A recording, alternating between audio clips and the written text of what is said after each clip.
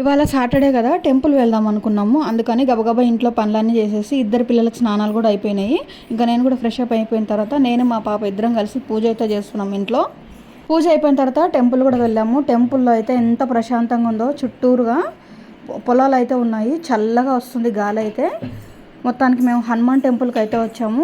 గుడికి వెళ్ళి వచ్చిన తర్వాత ఇంకా బ్రేక్ఫాస్ట్ కూడా అయిపోయిన తర్వాత మధ్యాహ్నానికి గోంగూర పప్పు అయితే చేయాలనుకున్నాను. బజార్కి వెళ్ళి గోంగూర తీసుకోవాలనుకున్నాను, కానీ ఇంటి దగ్గరికి వచ్చాయి. బజార్కి వెళ్తే 10 రూపాయలంట కట్ట, ఇంటి దగ్గరికి వచ్చారు కాబట్టి 10 రూపాయలకి 2 కట్టలు ఇచ్చింది.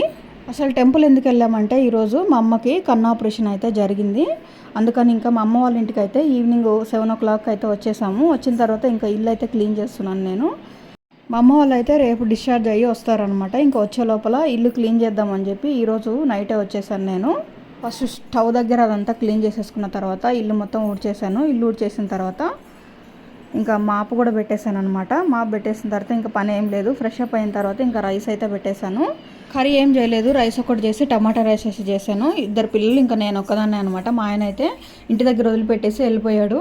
ఇంకా వారం 10 రోజులు మా అమ్మ వాళ్ళ ఇంటి నుంచే వీడియోస్ అనేటివి వస్తాయి. ప్లీజ్ మన ఛానల్ని తప్పకుండా సబ్స్క్రైబ్ చేసుకోండి. అలాగే వీడియో నచ్చినట్టయితే చిన్న లైక్ ఇచ్చేయండి. చూసారా, నా పక్కన మా పాప కూడా చెప్తుంది సబ్స్క్రైబ్.